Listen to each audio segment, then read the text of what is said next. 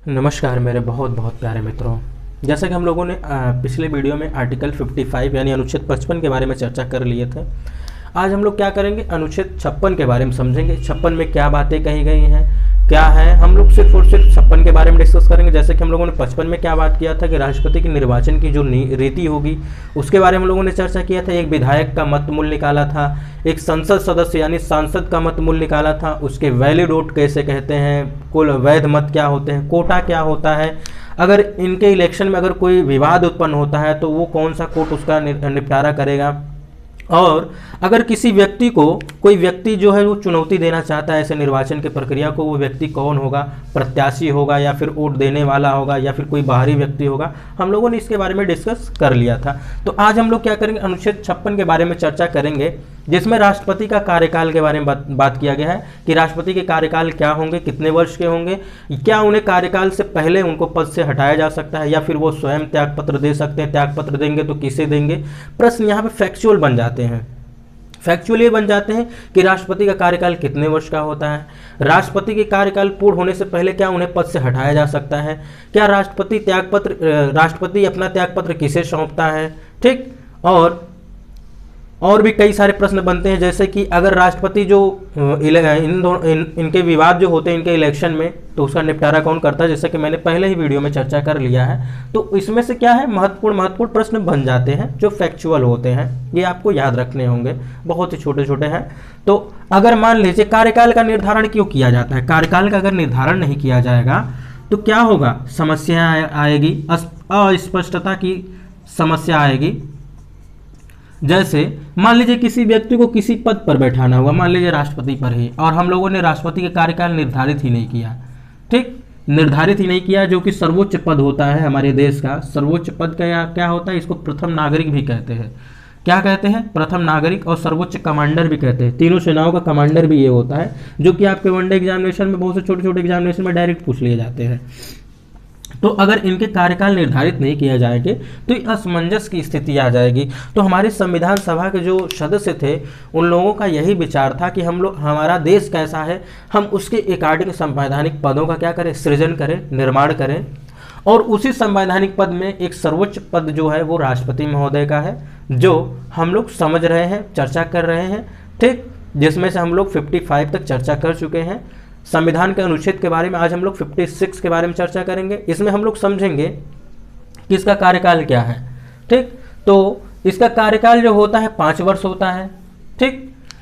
पद धारण करने की स्थिति से, पद धारण की तिथि जो होती है, यानी कि जिस दिन ये शपथ ग्रहण करे, क्या करे, शपथ ग्रहण करे। शपथ ग्रहण इनको कौन कराएगा, मुख्य न्यायाधीश, यानी भारत का मुख्य न्यायाधीश। इस बात को अवश्य ध्यान दीजिएगा, भारत का मुख्य न्यायाधीश इनको क्या कराता है, शपथ ग्रहण कराता है। अब मान लीजिए मुख्य न्यायाधीश उपस्थित न हो, कहीं गए हो, तब तो ये खुद अपना कार्य किसी और को सौंप देगा कि कल जो है, यानी कल का जो डेट है उस दिन जो है शपथ ग्रहण कराना है किसको, राष्ट्रपति महोदय को, ठीक। तो ये प्रश्न आपका पूछा जाता है। तो क्या होता है कि पद धारण करने की तिथि से 5 वर्ष तक ये अपने इनका कार्यकाल होता है, ठीक। अब बात ये आती है कि इनका इच्छा करें, इनको जिम्मेदारियां ज़्यादा हो गई, बोझ ज़्यादा हो गई, ये चाह रहे हैं कि हम क्या करें, अपना पद छोड़ दें, यानी त्यागपत्र दे दें। तो ये अपना त्यागपत्र किसे देंगे, ये भी प्रश्न पूछा जाता है।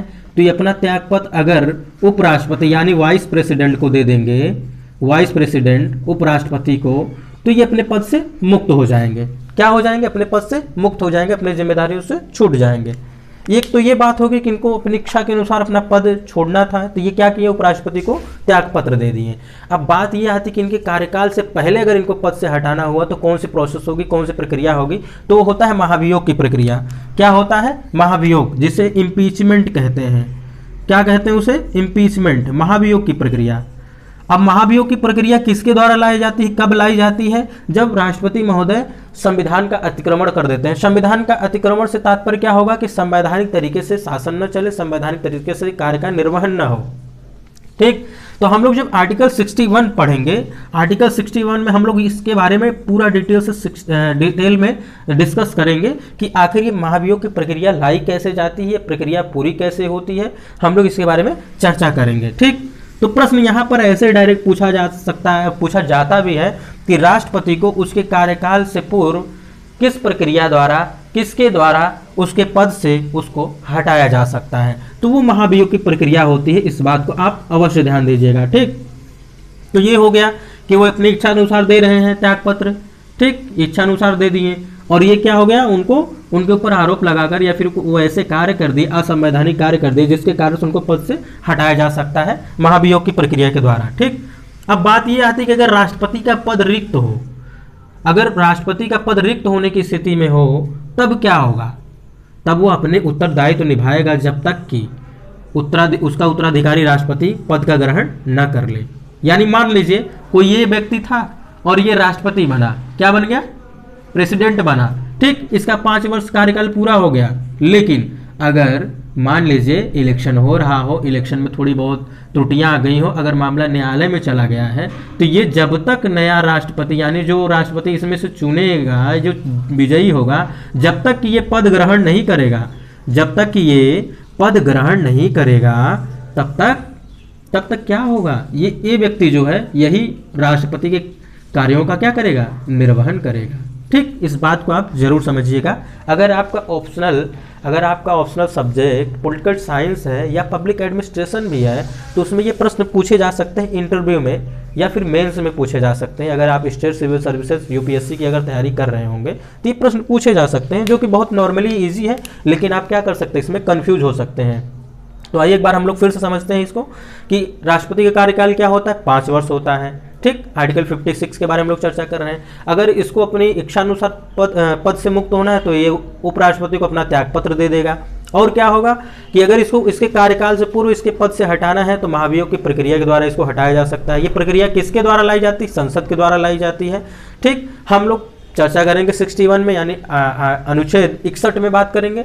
अगर मान लीजिए कि राष्ट्रपति का कार्यकाल या फिर राष्ट्रपति का पद रिक्त होने की स्थिति में क्या हो जाएगा, जो पहले राष्ट्रपति रहे हैं, अगर नया राष्ट्रपति जब तक अपने पद को ग्रहण नहीं कर लेता है, शपथ ग्रहण नहीं कर लेता है, तब तक यही राष्ट्रपति के रूप में कार्य करेंगे। तो मित्रों, आज के लिए बस इतना ही। अगर आपको नहीं समझ में आया हो, कोई कन्फ्यूजन और रह गया, कोई डाउट रह गया हो, तो आप कमेंट बॉक्स में कमेंट करिएगा। मैं एक बार और इस आर्टिकल को समझाने का प्रयास करूँगा। तो मित्रों, आज के लिए बस इतना ही। हम लोग मिलते हैं नेक्स्ट वीडियो में नेक्स्ट टॉपिक के साथ। तब तक के लिए नमस्कार।